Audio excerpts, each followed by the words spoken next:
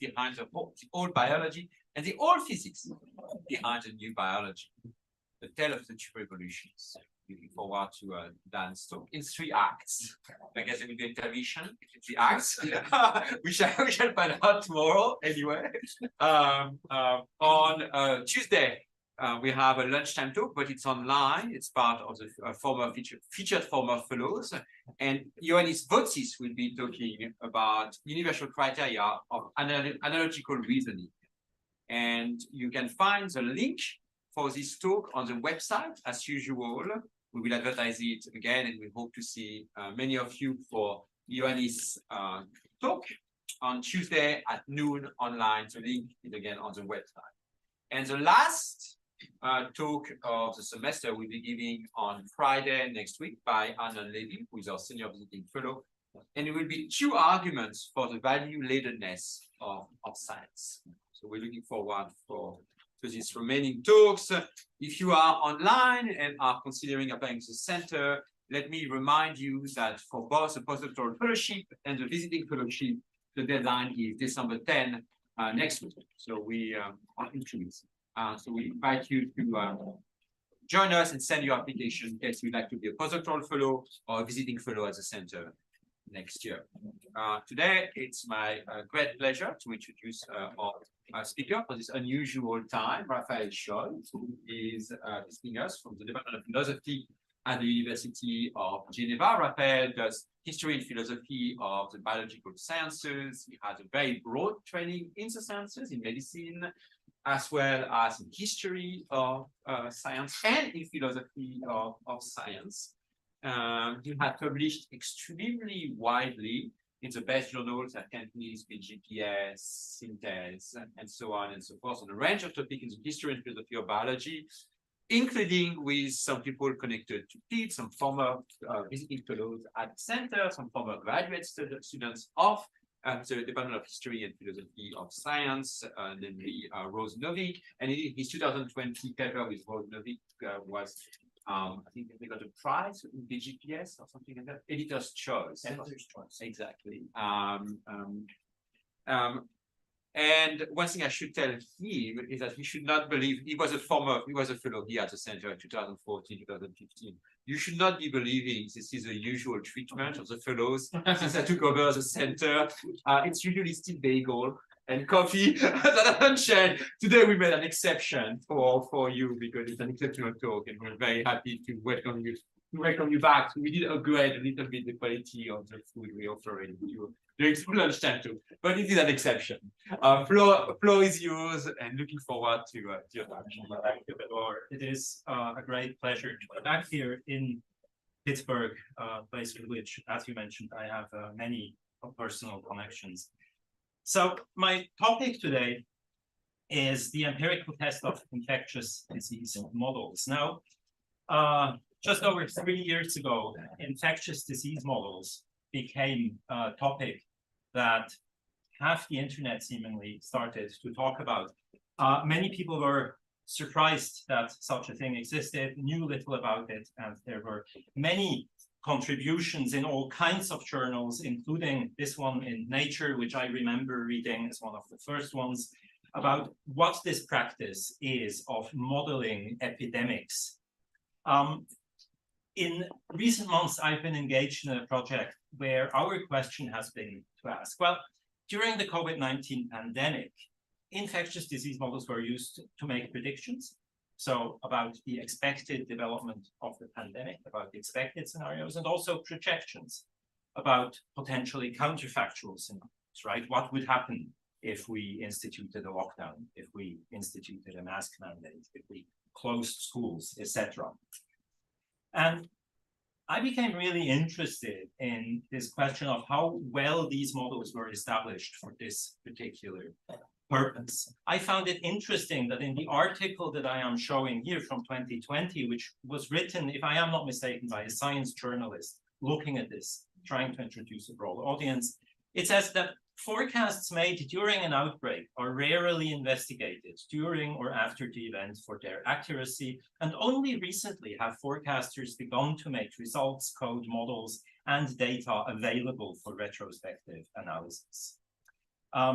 a team noted last year, noted a team. This quotation was noted by a team last year in a paper that assessed the performance of forecasts made in the 2014-15 Ebola outbreak in Sierra Leone, which was taking place just as I was here as a visiting fellow, which I actually remember reading about 2 cohorts down. Now, this note that these models were only recently being investigated for their reliability made me curious. And so I wanted to take a look at this kind of empirical work in the years before the pandemic. Now, I should say at once, this is where my focus is going to be. I'll be referring to some philosophical work that has been published since, but I am mostly interested in tests that were conducted in the decade, especially that led up to the pandemic. So I would like to know epidemiologists before the fog of war, before there was an acute societal emergency, how were they treating these models? What were they doing to confirm or disconfirm their usefulness? Now, before we start, it is useful to introduce some basic notion of what infectious disease models are and how they work. A broad categorization that is very broad, but I'm basically lifting from epidemiologists, is that one kind of an infectious disease model would be phenomenological. These are models that do not take into account transmission dynamics. You can imagine this basically as saying, look, we've had influenza every year over 20 years. What we're doing this year is we're sort of looking at the initial rise in cases and checking whether we have a 2007 type curve or a 2012 type curve, and we extrapolate from that. The models that I'll be more focused on are mechanistic models. And there are 2 kinds of those. As I assume is fairly widely known by now, since this topic has become so interesting to so many. One of them is mechanistic at the population level. These are these model transmission between compartments that you define within a population. And the others are mechanistic at the individual level. So these are models that model transmission between individual agents that are moving between locations. I'm going to introduce this a bit more in a moment. Now, philosophers of science might ask, well, this term mechanistic, did I impose this on epidemiology? But that is not the case. The mechanistic term is what historians of science would call an actors category. It is the epidemiologists themselves who say we have different kinds of models. Some of them are mechanistic. Now, as I said, one of these types of models works at the population level. These are called SEIR or compartment models because they define compartments where they say, look, a large part of the population is going to consist of people who are susceptible to a particular disease. We call those the S, and we define a rate at which the susceptibles are exposed to the disease agent. Then we define a rate at which those who are exposed become infectious, and we define a rate at which those who are infectious recover or die, basically. So I'm calling the last compartment here recovered. It would probably be better to call it removed. You either succumb to the disease or you recover from it. And these are the 2 ways that you can leave the infectious state. Now, usually this term here, right, where you have rate at which the susceptibles are exposed, is going to be a function of how many susceptibles there are and how many infectious there are in the population. In the simplest case, you do it as a kind of mass action relationship where you take the product. There are many better ways also to model this depending on what the precise details of the model are. Another kind of model that I'll be talking about a lot today are so-called agent-based models. Now, in agent-based models, what you do is that you define locations. Usually, standardly, this would include the locations, homes, workplaces, and schools, and you populate these locations with simulated agents. And what you then do is that you define contact rates and infection probabilities by type of location. So for influenza, It was usually assumed there's more infection in schools than in workplaces, but the majority of infection is always at home. The easiest way to catch a disease is to live in a home where somebody else already has it. And then what you do is you define movement patterns for each type of agent. Now, during the day, adults are going to the workplaces and the children are going to school, and the daycare, there will be random encounters that you simulate in those places with the given infection probabilities. And then at the end of the day, everybody goes home again and gets to carry infectious agents from school and work back into the home. Now, to make these models good, what you do is, well, whether they are good is going to be a question, but to make these models realistic, to create verisimilitude, is that you use demographic data and traffic pattern simulations to make the locations and movement patterns realistic, right? You look at, in this population, what is the age distribution? How many of these people are going to school? How many of them are going to work?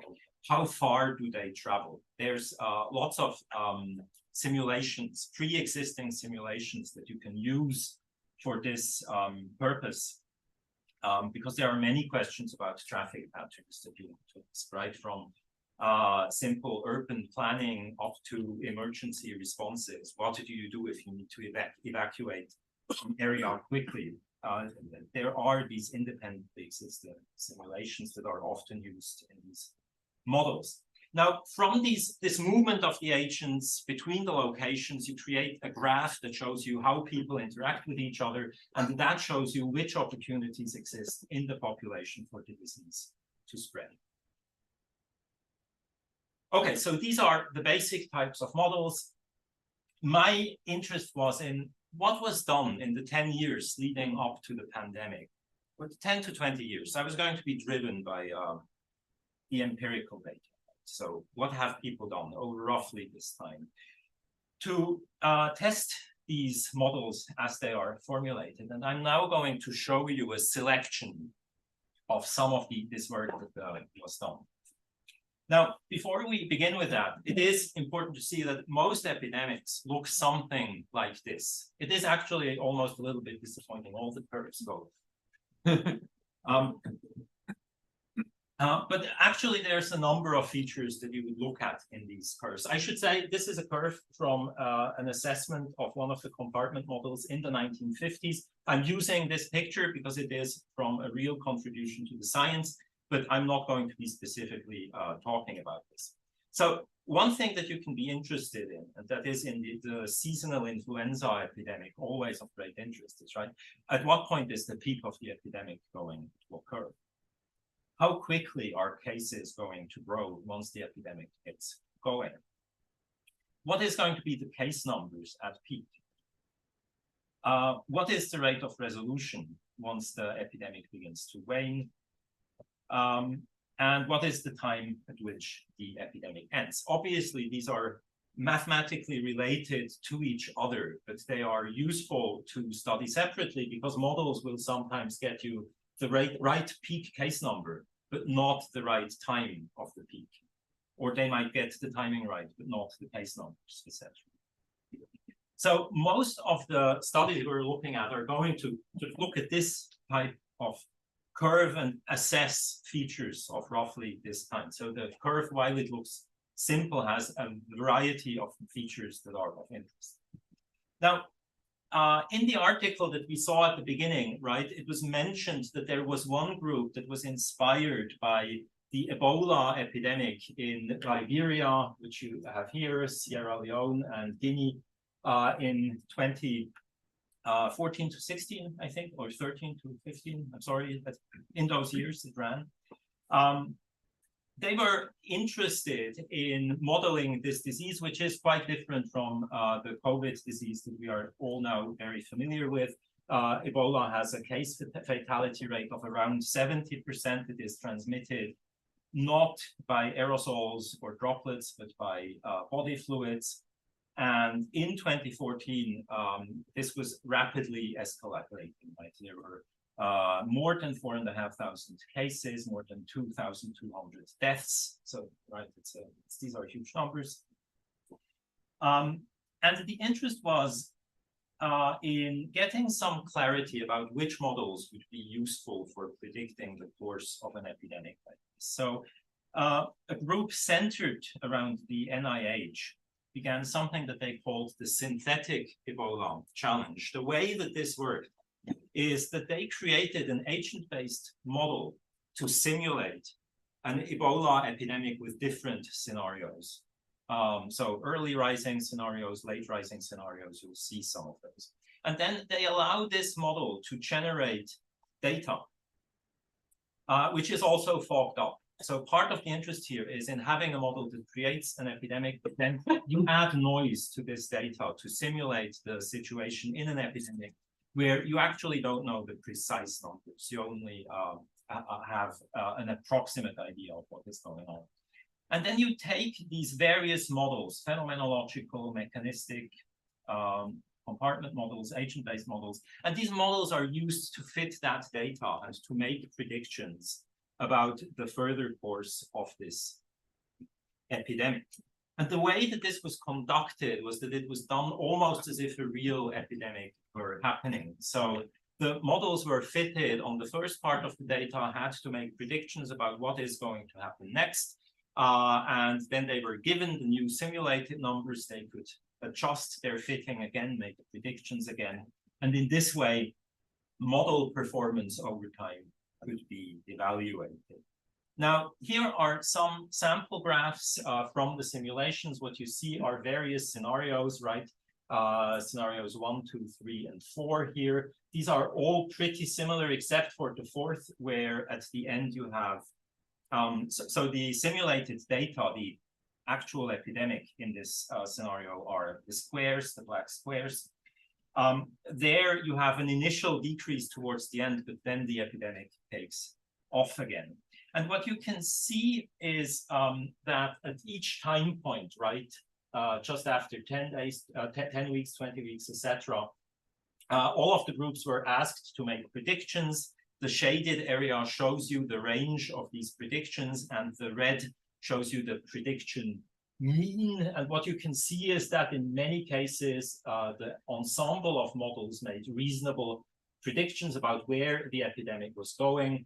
The one great exception is here in scenario 4 in the lower right-hand corner, where you see that because the epidemic seems to be waning, but then took off again, the models read this as an indication that it was going to go down, but they got it badly wrong.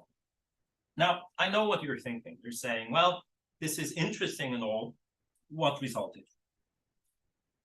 Here are some of the key findings of this Ebola challenge. I should say that all of these models were not run by one group. There were many research groups that do epidemic modeling involved in this, and all of them were given in real time this data and then had to report back. And the publications on it is an entire volume in which all of the groups basically write a paper on their model. But at the highest level, what was found was that the ensemble mean of all the model predictions always outperformed the individual models. Now, this is a philosophically interesting point, I think. To me, slightly perplexing. It is familiar from the debates about climate modeling. I don't have more to say about it today, but it is an interesting thing. Among individual models, the ones that did best in predicting where the epidemic was going to go were the compartment models. The single agent-based model that was in this competition also performed acceptably well, but it did less well than the compartment models. I should have brought that graph here. It is quite visible that the agent-based model trails off from the rest. And the phenomenological models trailed in prediction accuracy, as the authors write. So the phenomenological models did not do well. This is a result that is widely supported. There are also studies on influenza, on seasonal influenza, where it was found that compartment models are generally strong tools compared to phenomenological models, especially if you're interested in predicting 2 to 3 weeks into the future. Now, one of the points that I found very interesting about this study is that the authors So as we saw, the authors used an agent-based model to simulate data and then had various models that tried to fit the resulting epidemic curve. The agent-based model that was used to fit the curve was not the one that was used to produce the data, but they also took the one that produced the data in the first place and tried to make it fit the fogged data that it had itself simulated. So this was given to an independent team. They had to treat it as if they were just part of the challenge, but it was turning the agent-based model back on itself, right? And what they found was that the data generating again fitted its own fog data, and it outperformed other models, but it created a substantial prediction error in the range of 25%. What this shows us is that agent-based models are clearly very difficult to fit to actual infection dynamics, right? Even so, this agent-based model had a huge leg up because all the geographical and movement data was already available to it. But even then, given the fogged nature of the data it was provided, it was very difficult to make it a good predictive tool, basically because agent-based models have so many parameters that a lot can go wrong. Okay, so this is one interesting set of studies where it was found phenomenological models did worse, compartment models did great, and ABM's agent-based models were somewhere in the middle. Now, you may be thinking, well, this is all nice, but is it really an empirical test of these models, since we're dealing with simulated data here, right? I have a model at the one end and models at the other end, and is this really empirical testing of the power of these methodologies? So let me show you some others. I mentioned that there are studies that look at seasonal influenza and find the compartment models to do well there on actual empirical data. There is also a lot of other material. Here is a paper from 2006 that introduces one of the most famous agent-based models in the literature. This was created under the lead of Neil Ferguson at Imperial College London. And the way that it worked was that it was an individual level model that used demographic data from the US and the UK, data about population density, and simulated travel and contact patterns in order to simulate influenza epidemics. The reason that this model became famous and even notorious is that this is the model, as many know, that was used to advise the UK government during the at the beginning of the COVID-19 pandemic in 2020, and it is now controversially discussed. I'll get back to that. So what we see in this model are what we'd expect, right? There is the familiar curve. Here we see a simulation for the United States and one for Great Britain. There is one scenario in red with high infectivity, which rises quickly, reaches a high peak, and declines. And there's another scenario where you have low infectivity in blue.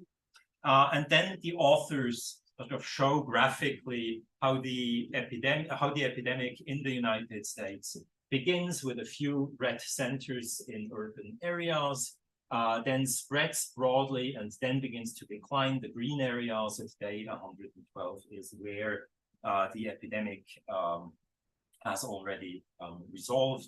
The red areas are where it is still going on. Now, this paper per se did not do an empirical test, but it was widely adapted to various empirical purposes after its creation. One of my favorite examples is, so the thing was adapted to Italy, to various cities in the United States, but it was also by one group at the ETH Zurich, adapted to model an epidemic in Switzerland.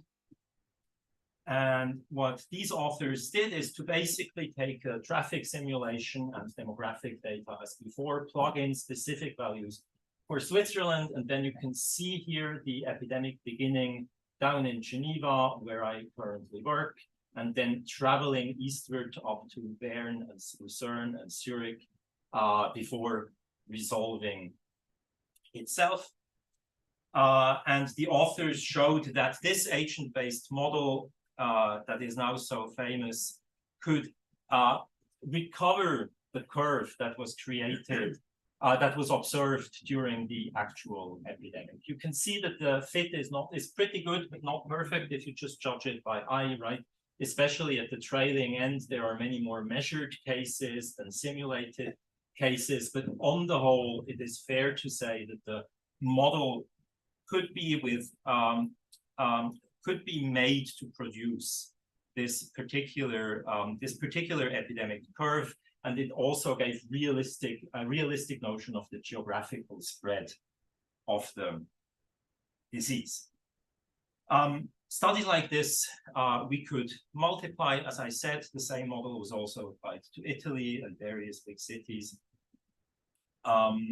So there is a lot of activity going on of trying to allow these models to do empirical work and to make it possible to compare whether the models are actually giving you reasonable results. Now, there is a lot to say about how this model gets parameterized for this task, which I think in this paper is particularly interesting because the authors discuss things very clearly and explicitly. But I'm going to jump over this for now. So all I wanted to do is to give some sense of, look, here's some of the flavor of this empirical work during the time leading up to the pandemic. Now, there are two basically philosophical questions that I want to ask about these models. And the kinds of empirical tests that I have presented to you, again, which is a sample of a much larger number of similar tests that you can do. The first of these questions is, well, what are these findings really evidence for? So there is a distinction in the modeling literature that I like a lot. There are many versions of it. I take the one from Michael Weisberg in his 2013 book, Simulation and Similarity. So if I have a model and I make this model generate some kind of a model output, there are two ways in which I can judge the adequacy of the model. I can first of all ask whether this model output actually matches the behavior of the phenomenon that I want to model, right? Weisberg calls this dynamical fidelity. A predator-prey model has dynamical fidelity if it creates curves for predator and prey numbers that match the actual numbers that are there. Often, however, what interests us much more is the inner workings of the model. We would like to know whether the model generates this model output because it has an internal, usually causal structure that allows it, that makes this model output appear. Weisberg calls this representational fidelity. So representational fidelity is found if the output is produced by a causal structure appropriately similar to that of the target. I write appropriately similar to foreclose all debate about the nature of similarity. So by appropriately similar, and that's going to do the job. Now, why would we be interested in representational fidelity in particular? Obviously, one of the reasons is that we would like to be able not just to model the behavior of some phenomenon, but to know what would happen if we intervene. So I'm going to assume, and I'm going to assume it is somewhat uncontroversial, that if you want to understand how interventions on the real system are going to affect the output in the real system, then your model has to mirror something of the structure of the target system, so that the interventions in the model structure are also going to affect the model output in the same way. Now, the worry that you would have, right, about these empirical tests of infectious disease models that I have shown you is that they look at whether the models can create the appropriate kind of model output, so whether they have dynamical fidelity. But why would we think that this tells us something about the inner workings, about the representational fidelity of the model? This is sometimes in the literature discussed as the problem of validation, because in the sciences, validation is a term that is usually used for this kind of procedure. There is a famous paper from the 1990s that is often cited in the modeling literature by Naomi Oreskes and Kristin Schrader-Frechette, where they warn scientists in science, right? This is published in Science. They warn them about the problem of validation, and it is worth here to present a slightly longer quotation. So they write, the term validation is used misleadingly to suggest that the model is an accurate representation of physical reality. The implication is that validated models tell us how the world really is. The International Atomic Energy Agency has defined a validated model as one that provides a good representation of the actual processes occurring in a real system. How have scientists attempted to demonstrate that the model reflects the behavior of the real world? Some suggest that the most common method of validation involves a comparison of the measured response from in situ testing, lab testing, or natural analogy with the results of computational models that embody the model assumptions that are being tested. But the agreement between any of these measures and numerical output in no way demonstrates that the model that produced the output is an accurate representation of the real system. Now, I take it that most who are trained in philosophy of science would find that it's not just true, but a little bit trivial. Yes, of course it is true. You cannot, from saving the phenomena, infer that the model that saved the phenomena is representing actual processes in nature. All that you can see is that it produces some behavior that you also find in nature. This contrasts, however, sharply with the way that scientists often write about this, this same issue. So here again is the paper, which is very philosophical in its style. That's why I like it. It's not local patriotism that I like this Swiss influenza model. It is really that they discuss in such detail what they're doing and why it is good. And what they say is just in complete contrast to what Naomi Oreskes and co-authors write. So they say the more real-world data sets can be reproduced with a certain model, or the more known characteristics can be reproduced with a model, the more reason we have to believe that the model is valid. Inherently, models forecasting future events cannot be checked against empirical data because it hasn't happened yet. But applying such a model successfully to past events provides some certainty that the model is valid per se and can be used for the comparative assessment of different scenarios, including interventions. So valid per se, by this they mean, well, it is valid in the sense that it creates the right behavior of the confirmed behavior of the target system. But they also say, well, we can assess interventions with it, which strongly suggests, right, they believe that a model that is validated in this way has not just dynamical fidelity, but also representational fidelity. It gets the processes right. Now, obviously, the way to, if you come at this at first, and this is certainly what I did, you think, well, but wait, the scientists are just unsophisticated. We need to do a lot of philosophy of science reading with them until they see why this assumption is wrong. But recently I've come to think that this is actually not the case, and I'm going to present my argument for why I think that the scientific intuition here is a pretty good one. So I think that the worry about validation makes sense in broadly a hypothetical deductive framework, such as you would find it described in Empirical's philosophy of natural science. The notion there is that you begin science by freely inventing a hypothesis. You then derive from that hypothesis certain empirical consequences, and you check these consequences against observation and experiment. The keywords to underline are freely and inventing. You freely invent a hypothesis out of a space of all the possibilities that there are. And then you try to say, well, because this thing that I invented has verifiable consequences, it must be true or close to true. And it is clear that that cannot work, right? But in model construction, and what the infectious disease modelers are doing, I think the situation is in truth nothing at all like this. And that it is this model that we have in the back of our minds that is misleading to us.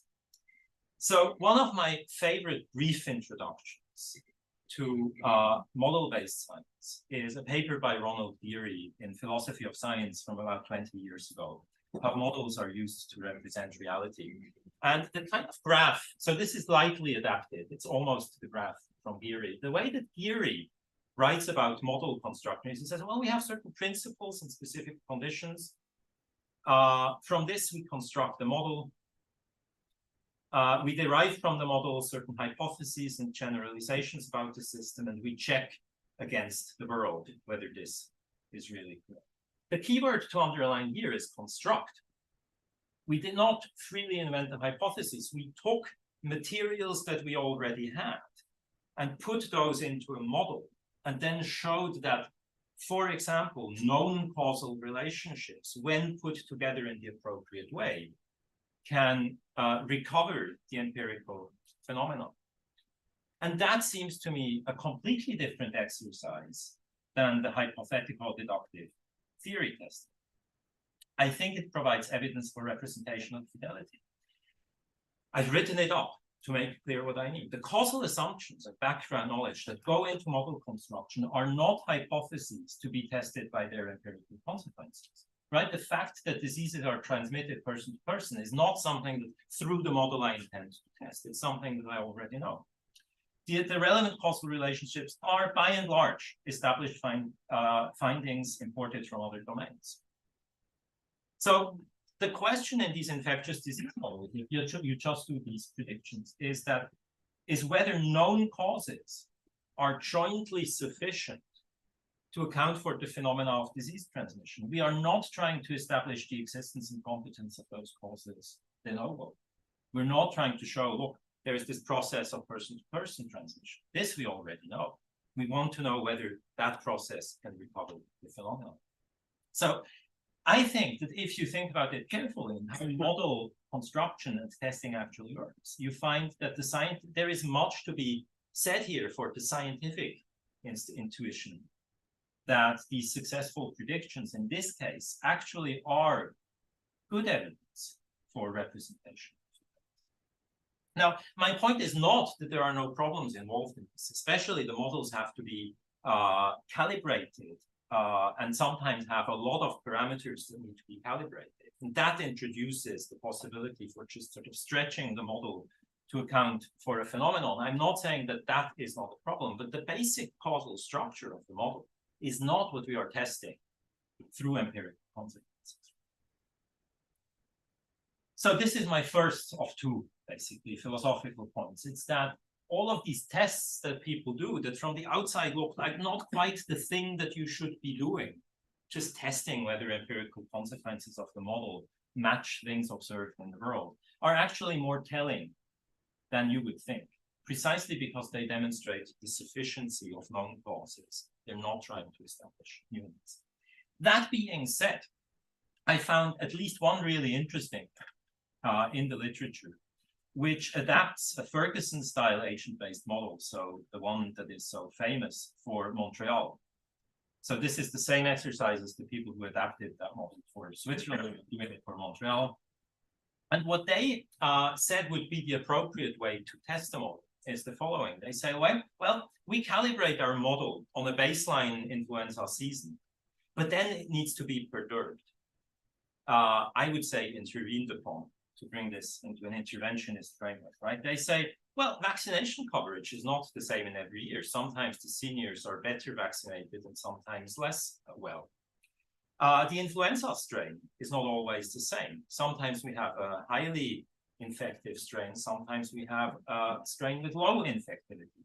What we need to do, since these are all parameters that are represented in our model, is to show that if we vary these specific parameters in the model, then the model output compares more favorably to the actual epidemic curves in those years. So you have to show that if in the real world, the variable influenza strain changes, then adjusting that same variable in the model is going to recover those phenomena. And that then becomes a kind of causal deconstruction of the model on interventionist terms. I absolutely think that this is a better way to test an infectious disease model, but I stick to my point that simply showing that the appropriate kinds of empirical consequences can be derived is stronger evidence than we thought.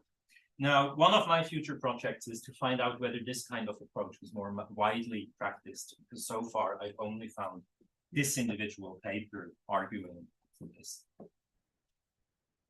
Okay, so that was point one. What are these tests evidence for, and perhaps how could one get even better evidence? My second philosophical point has to do with what I call representational conundrums of agent-based models.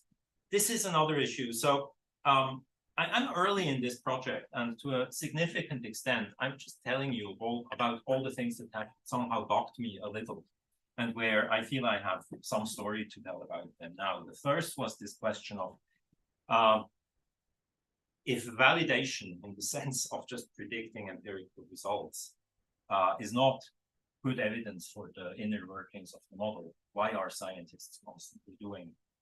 The answer is, well, it may actually be better than we think. The second problem has to do with the agent-based models, because you'll recall that we saw that the agent-based models are sort of fascinating constructions, right? They define locations, people, and movement between them, but they are not shown to be particularly good at predicting an epidemic curve. They are certainly worse than the compartment models. Generally, I would say, the agent-based models are confusing. Because, you know, if you have a compartment model, then it is pretty easy to see how you map this onto a real-world situation and how you interpret it basically realistically, right? You say, well, my number of susceptibles maps onto the susceptible members of an actual population. Same for exposed infectious, etc. There are rates at which people transition between these compartments. These are variables that you may not be able to measure precisely, but it is pretty clear what the correspondence is between what's happening in the model and what's happening in the real population. All of this is highly abstracted, right, at a highly aggregate level, but it is easy to see how it works, how you map it onto the target system. To my mind, the situation with agent-based models is much more difficult, right? Because the agent-based models represent more detail about what we imagine infectious disease dynamics to be. But it is not clear how they actually map onto the target system, because the populations that operate in these agent-based models, they are not real populations. They are synthetic populations that are simulated from aggregate data about the population.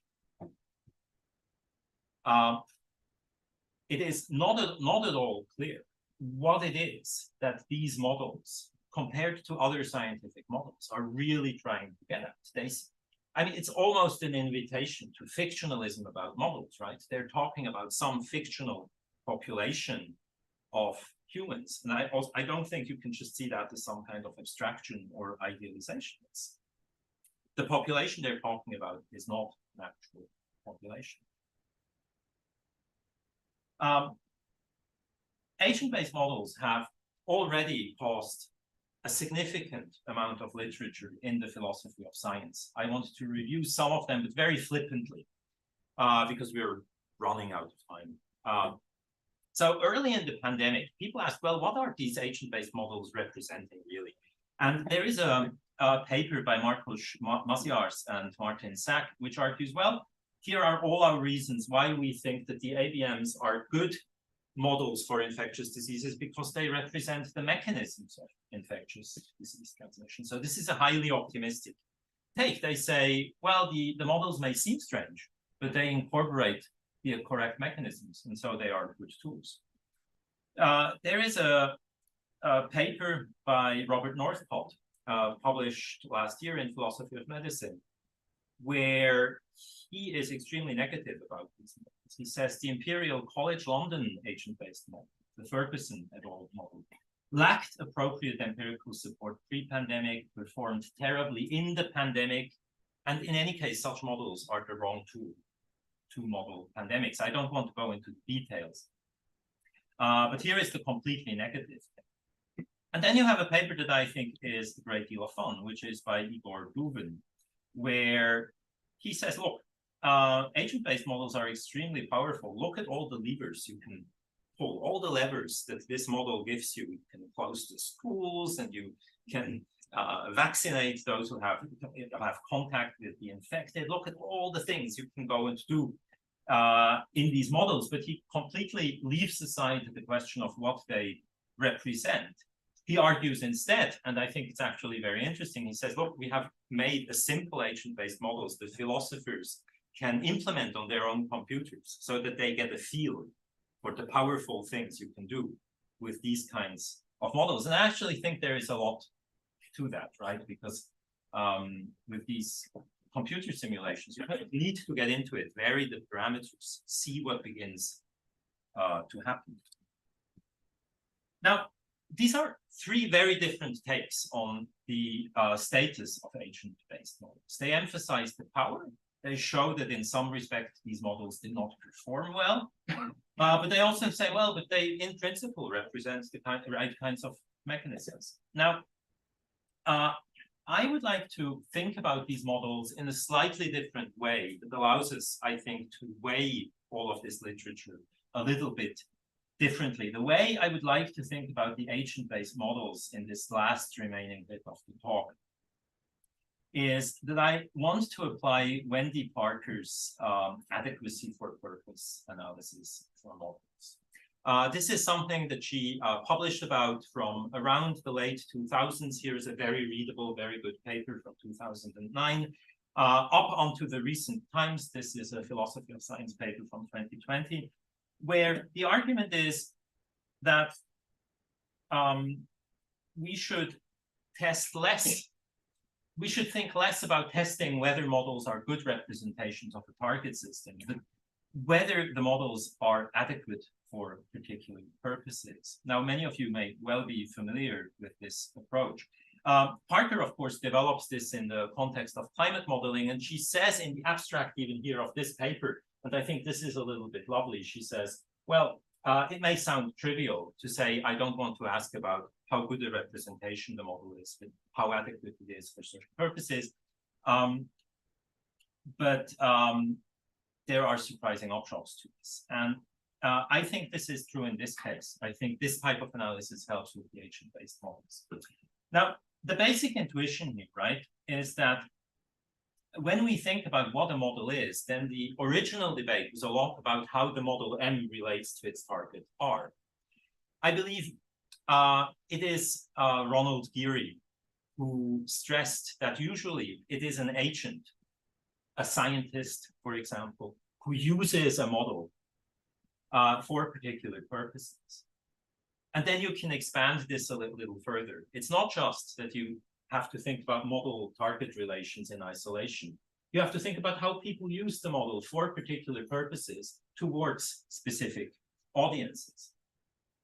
When I first encountered this, and I think it was in the writings of Uskolimaki mostly, I thought that it was a little bit hypertrophic. But I think it actually nicely shows the kind of a shift in thinking that Parker has been arguing for, because traditionally we think about the relationship model to target, as I said, but she says, well, we should think about whether we can use the model to achieve particular purposes and how that works. Now, in some instances, this is simple, right? We want to know, can we use this model to predict epidemic curves? And for the compartment models, the result seems to have been, is my impression, yes, we can use them. Some people have understood the approach as basically downplaying representation totally. They're saying, look, I have to test adequacy for purpose and very much less about the way that the model represents the target. What I find most appealing about this approach is not that representation becomes unimportant, but that we begin to understand what it is that we would want representation to do for us, right? Whether a representation is a good one. Assuming the representation is never good simplicity, just as a whole. Assuming that representations are always of partial aspects of the real system. Knowing what purpose I want to achieve with that representation tells me whether the representation is a good one or not. So it is this purpose relativity that makes it even possible to judge whether the model stands in the right kind of representational relationship to its target. That is what I mostly find interesting. And this is what I want to do quickly with the agent-based models. So what I want to do is just to go back to the time, the 2000s, when these models were first developed for infectious disease modeling, and to see what the authors were at the time doing with them. And I think that actually brings interesting results. Now, one of these models that is usually cited as the first agent-based model for infectious diseases was authored by Stephen Eubank and collaborators who was then working at the Los Alamos National Laboratory. They had a very specific question to ask. So this is in the time after 9/11. And Dick Cheney was talking about mass vaccinating the US population for smallpox to counteract the terrorists. And they're saying, look, we want to know whether mass vaccination is a good idea, but the models we have, the compartment models, don't allow us to do this. So they write recent studies under the assumption of homogeneous mixing, as you would have it in a compartment model, make the case for mass vaccination in response to a smallpox outbreak. With different assumptions, it has been shown that mass vaccination is not required. Addressing such specific policy questions requires a higher resolution description of disease spread than that offered by the homogeneous mixing assumption and the differential equations approach. So the compartment models don't allow you to address the questions they want to address. They have a goal of assessing mass vaccination versus targeted vaccination. And they say the means to achieving that goal is a higher resolution study of disease spread in something like your realistic social interaction network. Now, what they did follows the principles that I laid out earlier in the talk, right? They begin with with demographic data about the population. In this case, it was the city of Portland. They have simulations of how people travel around Portland. And this gives them a graph, as you see it here. On the left-hand side, you have circles that that symbolize people. And on the right-hand side, you have squares that symbolize locations. And then through your movement simulation, you get a graph that shows you, well, the first person was at location 1 from 8 to 12. The second person was from 8 to 9 at 1, but then from 10 to 12 at 2, and from 9 to 10 in between they were at location 3, and so on. And that gives you a graph of which people interacted where, right? You see, well, the first and second person overlapped between 8 and 9 in location 1, etc. And you also get movement patterns for the locations. You have one person who travels from location 1 to 3, you have others who travel from 4 to 3 to 2, one from 3 to 4, etc. So this is the kind of modeling that they do here.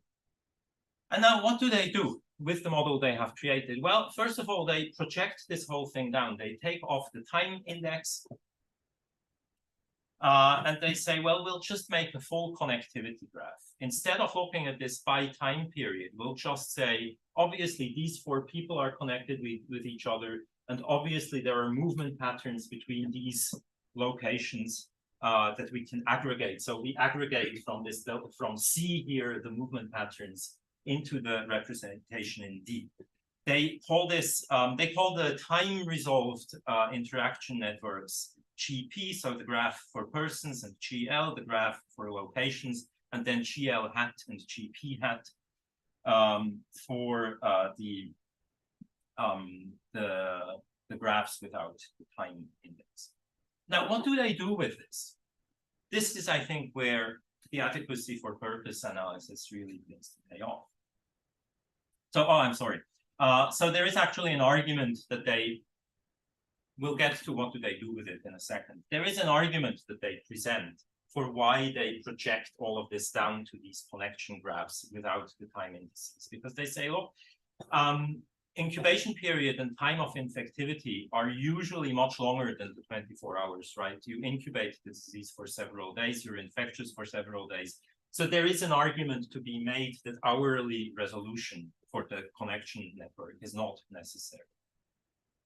But they immediately say, this assumption introduces a systematic bias into results based on GP hat. The static projection yields a worst-case scenario of how the disease is likely to propagate because GP hat is much more connected than GP, right? So in the time series, there are occasional connections. If you put all of those into one graph, you're going to get the maximum possible number of connections within the graph. Now they say, look, we're going to overestimate numerically how much disease we're going to have. But they say, look, any control strategy that we implement, that is effective and that we implement for the worst case scenario will also be effective in the time resolve case. So what they're saying is we have a model that numerically is just going to vastly overestimate what happens. But when we show that we can intervene in certain ways, that should hold even for the normal, for the time resolved network. Now, what do? They do basic network analysis, right? They find that the connection between people is what in network theory is called a small world, where the number of connections for each node are pretty high and the distances between any two members of the graph are pretty low. And what they find is that they cannot shatter this graph simply by doing, as would seem likely, a small number of high-degree vertices, right? Ideally, what you would do is you would say, well, there's these highly connected people in the graph. I vaccinate them, and that's going to shatter the spread of the disease. But they find that this doesn't work, and they show it in this graph here, where they show that even if you remove all the nodes that have 11 and more connections, you're still basically going to get 500,000 cases in their graph. So you would have to be drastic in the connectedness of people that you remove in order to really affect the numbers. And they do the same for the location, right? They say, we can intervene in this particular spatial graph in this way by removing highly connected locations. But that's not going to have such a great effect. So what they're doing here is reasoning from the graph structure. But they're not claiming, of course, that they're doing anything that is particularly useful as quantitative prediction. In fact, they say, look, quantitatively, we're completely overestimating. We're analyzing graph properties. They then also simulate disease spread using the time-resolved graph. So not GP hat, but GP, where you do everything in a time sequence. And they want to know whether various strategies are effective. They look at quarantine strategies, reaction times, and vaccination strategies, and develop this rather nice graph. I don't expect you to absorb this completely. What they are always comparing is, well, what happens if we don't vaccinate anyone? What happens if we mass vaccinate, as Dick Cheney wanted it? What happens if we do targeted vaccinations? In smallpox, you can do this for those who have been exposed. What happens if we do targeted vaccinations, but we have limited resources, so we don't really get to it? And then they compare early, late, and never quarantine. So they say, what if we do a lockdown, basically, and everybody goes home and doesn't get infected? That creates very low numbers of cases. What happens if people go into quarantine once they are infected? That works pretty well, except if you have no vaccination strategy at all. What happens if people have free movement? Well, that fails if you have no vaccination. It also fails if you have a vaccination strategy, but it has a time delay in it. That's too much, right? So here, if your time delay is more than 4 days for the vaccination strategy on a limited vaccination strategy, you're still going to get a lot of numbers. a lot of cases. The point here is that they are comparing how their network reacts to these different kinds of interventions. But again, they immediately add a disclaimer and say, well, the absolute numbers are not important. It's the rank and relative sizes of gaps between them. So this paper is basically an exercise in network analysis. And it is somewhat credible, right, that it can give us these good results for comparing these various ways of interacting. But it would not be good if we wanted to use the same model to give quantitative predictions. Before I end, something similar happens, but much more briefly. If we go back to this individual level model by the Ferguson group, if we look at what that original 2006 agent-based model investigates in terms of questions, first of all, the paper is called Strategies for Mitigating. It's not saying, here is a model for predicting absolute numbers. It's saying, here are strategies for pushing certain numbers down and some numbers up. And they ask questions like, well, what is the effect if we give antiviral treatment for all symptomatic clinical cases? What effect does rapid case isolation? What is the effect if within households where you have infected people, we give antiviral prophylaxis? What if we demand that people in households go into quarantine once they are infected? What happens if we close the schools? How does the system react to slow and fast vaccine deployment? Notice that all of this has to do with the network of interactions and what happens on interventions. And none of it has to do or claims to be about predicting anything numerical.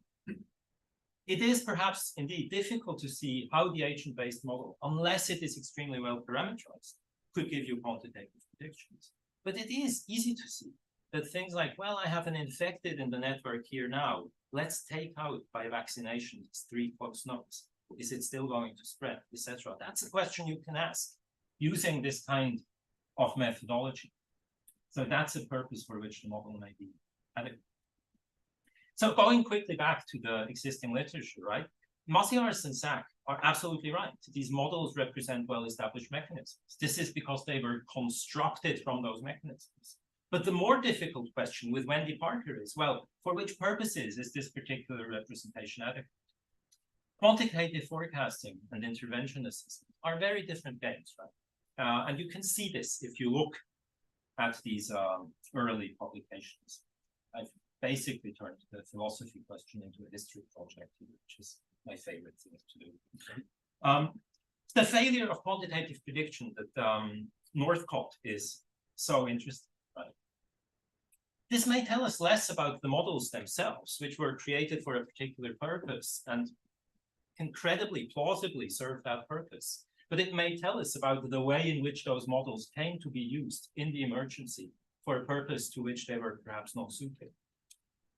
And of course, the flexibility in simulating intervention scenarios. Dolan is absolutely right? These ABMs are very powerful tools, but you also need this means-end analysis that I have outlined here to show how anything that you do if you pull the many levers in that model could actually tell you something about the real system.